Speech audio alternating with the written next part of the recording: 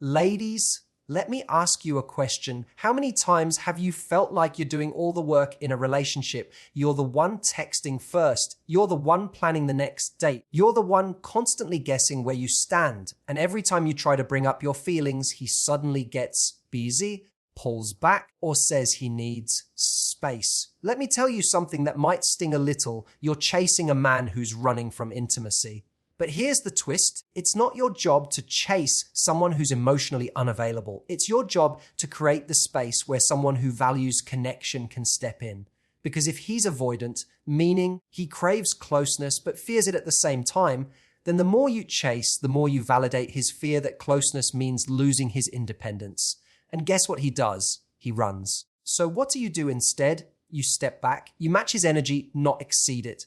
You prioritize your own joy, peace, and standards. The right man for you won't need to be chased. He'll recognize your value. He'll step forward because he wants to, not because he's guilted into it. And here's the magic. When you stop chasing, you stop begging for breadcrumbs. You start making room for a man who brings the whole damn loaf. So let him come to you, or not. Either way, you're still whole, still worthy, and still magnetic as hell. When you chase an avoidant man, you're not just putting in effort, you're unintentionally confirming the very fears he's already living with.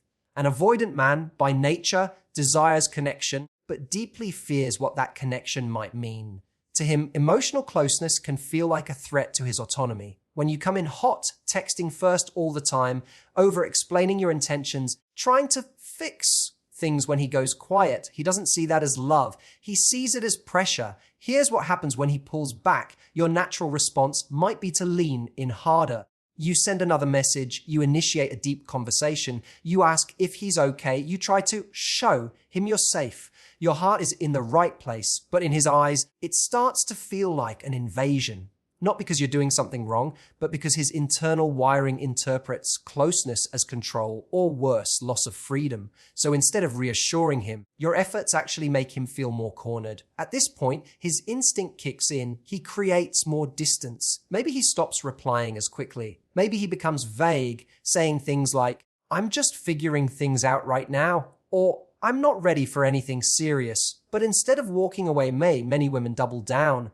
They take it personally. They try to prove their worth. They believe if they just show him how loving, understanding, and low maintenance they can be, he'll stop running.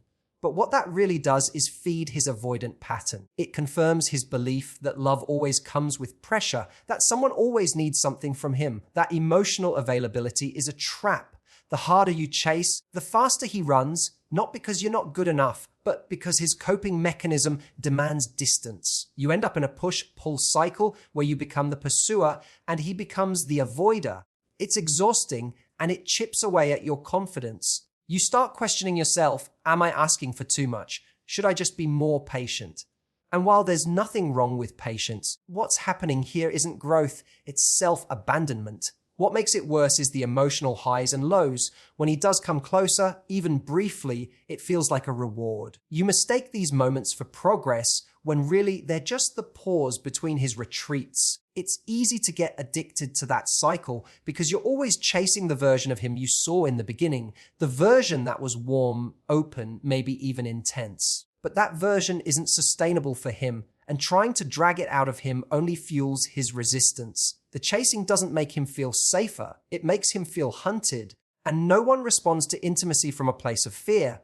The more you chase, the more you solidify your role as the one who's doing all the work, and the more he sinks into his belief that closeness equals danger. Without even realizing it, you become the proof he uses to justify staying emotionally distant. Trying to force emotional availability from someone is like trying to plant seeds in concrete. You can water it, nurture it, and hope something grows, but the foundation simply isn't ready. Emotional availability isn't something you can demand, negotiate, or earn through effort. It's a state of being that someone has to choose for themselves. And when you're dealing with a man who is avoidant or emotionally shut down, no amount of convincing, loving, or waiting will make him open up before he's ready. Many women fall into the trap of believing that if they're just understanding enough, patient enough, or low pressure enough, the avoidant man will magically transform. It's a beautiful idea, but it's rooted in fantasy, not reality. The truth is, emotional availability is a personal decision. It's the result of someone being self-aware enough to acknowledge their patterns, courageous enough to face intimacy, and mature enough to prioritize emotional connection over fear. That's not something anyone else can do for them. What often happens is women start to adjust themselves in an attempt to become easier to love.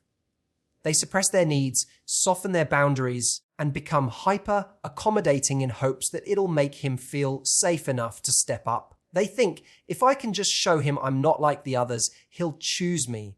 He'll open up. But emotional unavailability is rarely about you. It's about his relationship with himself. If a man is emotionally unavailable, it doesn't mean he's heartless or incapable of love. It means he hasn't yet resolved the internal conflicts that allow real intimacy to flourish. And when someone hasn't done that work, they will keep you at arm's length no matter how amazing you are. You could be kind, supportive, confident, emotionally intelligent. You could be everything he says he wants. And still, he won't choose to meet you in that vulnerable space. Not because you lack something, but because he doesn't know how to receive it. When you're trying to force a connection with someone who isn't emotionally available, you're engaging in a silent tug of war. You reach out and he retreats. You express yourself and he shuts down. This kind of dynamic is draining because it feels like you're constantly being asked to prove why your emotions are valid. And every time he pulls away, instead of seeing it as a clear sign of where he's at, you may internalize it as a reflection of your own worth. That's when it becomes dangerous, because now you're not just trying to win him over, you're trying to validate yourself through someone who's not capable of meeting you. The reality is, someone who is emotionally available won't require that kind of effort. They will bring their full self to the table because they've decided that intimacy is worth the risk. They're not perfect, but they're willing. And that willingness makes all the difference. Without it, you're investing in a connection that's built on hope instead of reciprocity. When you're dealing with an avoidant man, your instinct might be to bridge the gap by increasing your effort. You sense the distance, so you respond by leaning in, texting more, initiating conversations, suggesting plans, trying to reassure him. But what you may not realize is that the more you lean in, the more he leans out. Avoidant men often equate closeness with pressure, and when they feel pressured, they instinctively retreat to protect their sense of autonomy. That's why the most powerful thing you can do isn't to chase. It's to create space by stepping back and matching his energy. Matching energy doesn't mean playing games or being passive-aggressive. It means paying attention to what someone is showing you through their actions and responding with self-respect. If he's inconsistent, distant, or vague, you don't respond by overcompensating. You don't send longer texts to make up for his short ones. You don't call 3 times when he's barely replying once. You simply pause and let his energy set the pace. This isn't about punishment, it's about clarity. You're giving him the space to choose, and you're giving yourself the dignity of not begging for attention. When you step back, you allow reality to reveal itself. If he's interested, he'll notice the shift and step forward. If he's not, you'll be spared the exhausting cycle of constantly trying to win someone who was never willing to meet you halfway.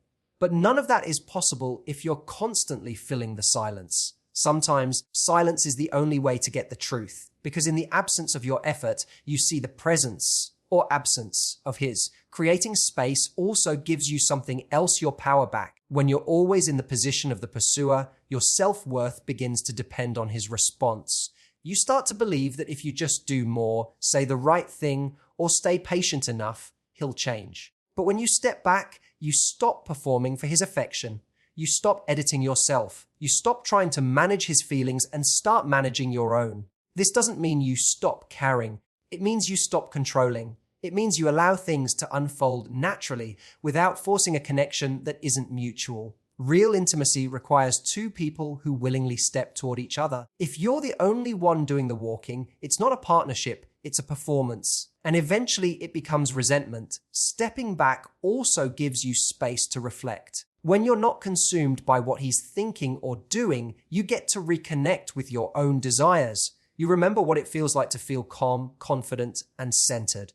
You remember that your value isn't determined by someone else's level of interest. And in that space, you create an environment where the right kind of connection can grow, one that's mutual, balanced, and fulfilling. You give both yourself and him the freedom to choose instead of trying to force something that was never meant to be a chase. When you're drawn to someone who is emotionally unavailable or avoidant, it's easy to lose sight of your own needs in the pursuit of connection. You might begin to compromise your standards just to keep the peace or convince yourself that you're asking for too much. The fear of pushing him away causes you to shrink yourself bit by bit. You silence your concerns, ignore red flags, and pretend that you're okay with scraps of affection because you're afraid that standing up for what you truly want will drive him even further away. But here's the truth: your emotional needs are not too much. Wanting consistency, communication, affection, and clarity is not needy or demanding. Those are basic, healthy standards in a relationship. Yet, when you're with someone who isn't capable of meeting you there, you may start to internalize the idea that you have to tone it down, or be more chill in order to be lovable. That mindset is damaging. It trains you to associate love with self-abandonment. Prioritizing your self-worth means staying rooted in your values, even when you're afraid it might cost you the relationship. It means honoring your intuition when something feels off, rather than gaslighting yourself into accepting less. It's about saying, "This doesn't feel good to me," and giving yourself permission to walk away if it continues, not because you don't care, but because you care about yourself too much to stay in something that depletes you. The challenge is that emotional self-abandonment can be subtle. It can look like constantly being available, rearranging your schedule to fit his, or avoiding honest conversations just to keep things smooth.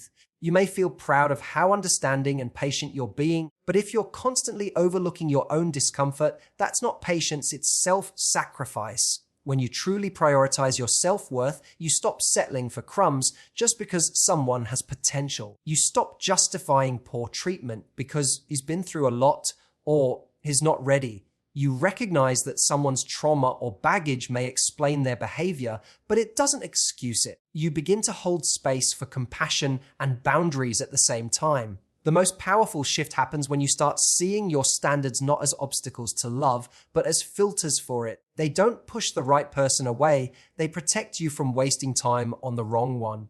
A man who is truly aligned with you won't be threatened by your standards. He will appreciate your clarity. He'll meet you with effort, not excuses. Reclaiming your worth means redefining what you're available for. It's not about waiting to be chosen, it's about doing the choosing. You get to decide that you are no longer available for mixed signals, emotional breadcrumbs, or inconsistent behavior. You're available for presence, effort, communication, and respect. And the more you lean into that energy, the more your life reflects it, because you're no longer trying to be enough for someone who hasn't even decided to show up. When a man is genuinely interested, you won't be left in a state of confusion. You won't spend nights wondering what that text meant or why he suddenly pulled back after things were going well. A man who wants to be in your life makes it obvious. He communicates clearly, shows up consistently, and doesn't leave you guessing about your place in his world. But when you're dealing with someone avoidant, uncertainty becomes your normal. You get used to interpreting silence, analyzing short replies, and reading into every small action as if it holds some hidden meaning. This emotional guessing game is not love, it's anxiety. It's your nervous system being constantly activated because there's no solid ground beneath your feet. You may convince yourself that he's just not good at expressing himself or needs time, but underneath those excuses is a hard truth. If a man wanted to be with you in a real and present way, he would make it known, not through grand gestures once a month, but through consistent effort, attention, and care. What tends to happen in these situations is that women start to fill in the blanks themselves. When the man goes quiet, they come up with reasons to justify it. He's stressed, he's busy, he's scared. And while some of that may be true, it doesn't change the fact that you're still being left in limbo. You start clinging to the few positive moments, those brief texts, the spontaneous compliments, the occasional intimacy, and let them outweigh the inconsistency. But if a man gives you just enough to keep you hoping, yet never enough to feel secure, that's not love, that's emotional manipulation, whether intentional or not. A man who truly wants to build something with you doesn't make you audition for a role in his life. You don't have to earn reassurance. You don't have to chase clarity. He offers it freely because he values the connection and he knows that mutual trust requires transparency. He respects your time, your heart, and your energy. And even if he's still figuring himself out, he communicates that openly rather than leaving you in the dark. You deserve to feel secure in a connection. You deserve to know where you stand without having to become a detective. If you constantly have to dissect his behavior to determine if he cares, then the answer is already clear. He's not showing up in a way that honors your worth.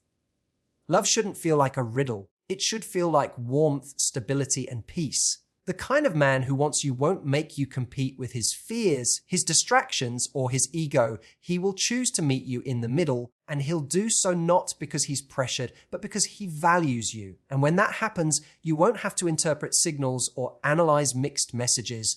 You'll feel seen, chosen, and secure without having to fight for it. Many women are taught, either directly or indirectly, that love is something they must earn. That if they give more, tolerate more, forgive more, and keep showing up no matter what, eventually someone will see their worth. This mindset creates a dynamic where overgiving becomes the norm. You're always trying to prove you're enough to be chosen, enough to be loved, enough to be kept. But true value isn't demonstrated by how much you give, it's reflected in how willing you are to receive. Receiving isn't passive, it's powerful. It means allowing someone to show up for you without rushing to meet them halfway first. It means letting love come towards you without feeling guilty or unworthy of it. When you're constantly giving, initiating, fixing, or making allowances, you block the natural flow of reciprocity. You start carrying the emotional weight of the relationship on your shoulders while the other person gets to sit back and enjoy the benefits of your effort without contributing their own. Avoidant men, in particular, thrive in this imbalance.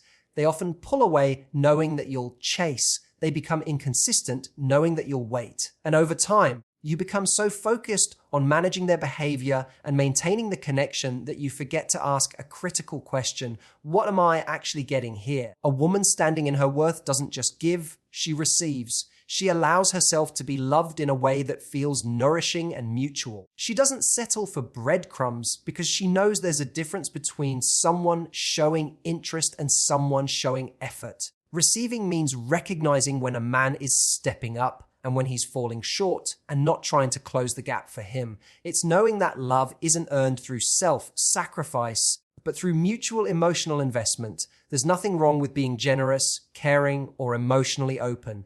Those are beautiful qualities. But when those traits are used to compensate for someone else's lack of effort, they become a burden rather than a gift. You begin to equate love with hard work as if struggling is a sign that it's real. But real love doesn't drain you. It supports you. It uplifts you. And it meets you with the same energy you offer.